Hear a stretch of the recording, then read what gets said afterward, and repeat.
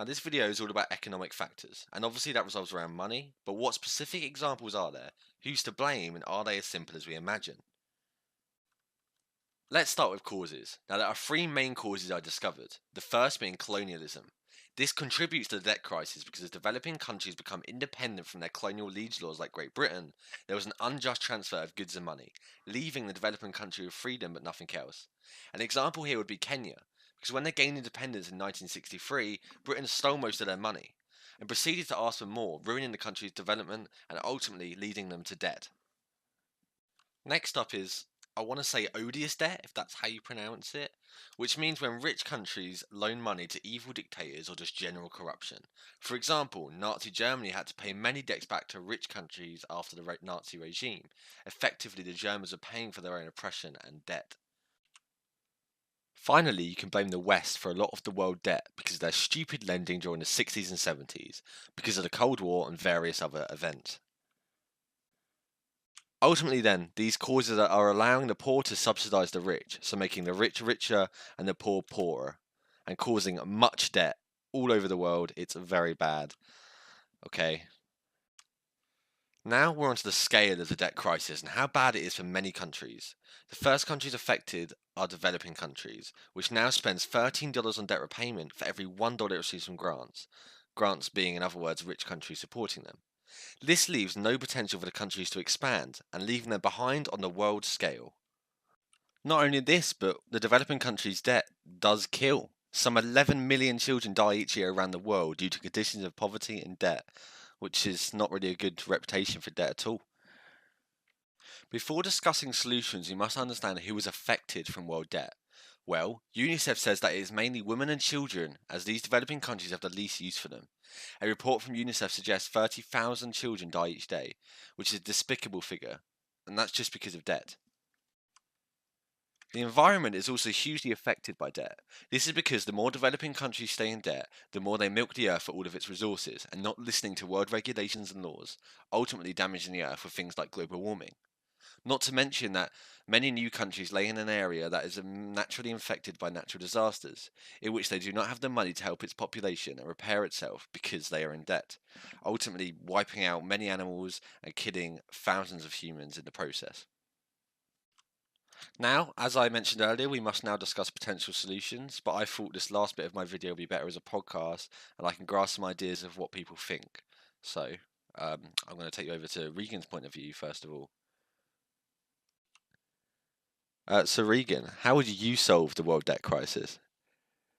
Well, there are many ways we can solve it. For one, printing off money. However, as Germany found out a few years ago, printing off money only crashes the economy. Right. But you know what? Being in debt means you have money to spend. So the debt crisis isn't really a crisis, as I see it. Yeah. Because it passes on through generations. Okay. And we are going to hit a point where we will never be able to pay it off, but that's fine. So there is no solution but to continue the way we are. Okay, I like it. Yeah, cheers. Now we've heard from Regan, I'm going to grab some other friends and see what their opinions are on solving the world debt crisis. Ben, how would you solve the world debt crisis? How do I solve the world debt crisis? Yeah. Probably work towards equality or equity. Okay. Well, because there's a lot of gender imbalances in say like third world countries, for example, India and places like Kerala. They've done a lot to work around that. There's a program going on at the moment. It's called Millennial Development Goals. Yep. And in 2015, they got re-established to be Sustainable Development Goals, and they're basically trying to get people in stricken poverty to become middle class. These obviously have benefits and downfalls, but I think following these sustained development goals is probably the way to go about it. Okay, I like it. Thank you very much. Appreciate it. Yeah. Retro, how would you solve the world debt crisis?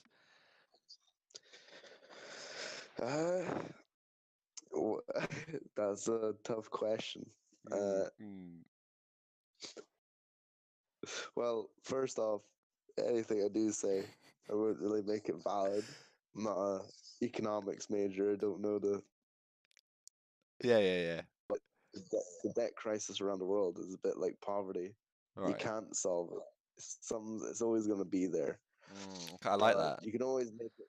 You can always make it better.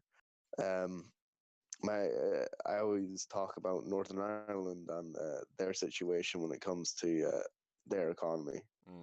And in my opinion, the best way to improve an economy within a country or improve their debt, basically, which is every country in the world pretty much, Yeah. is to improve their own industries, try and be more self-sufficient, export more than import. Like the biggest problem with Britain is that they import more than they export. Yeah.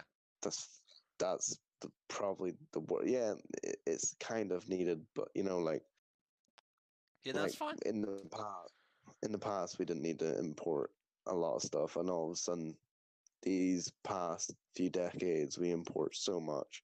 Limit imports and try and get as much exports out there as possible. Okay, But I at the like same it. time, it doesn't need to be a long answer. Can I just cut it there? No, yeah, don't let's know. just cut it there. That's fine. Yeah. Okay. Okay. Thank you.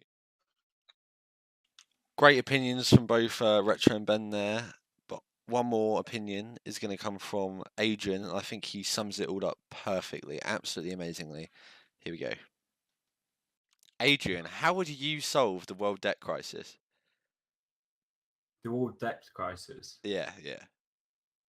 No fucking clue. That's You can't say that.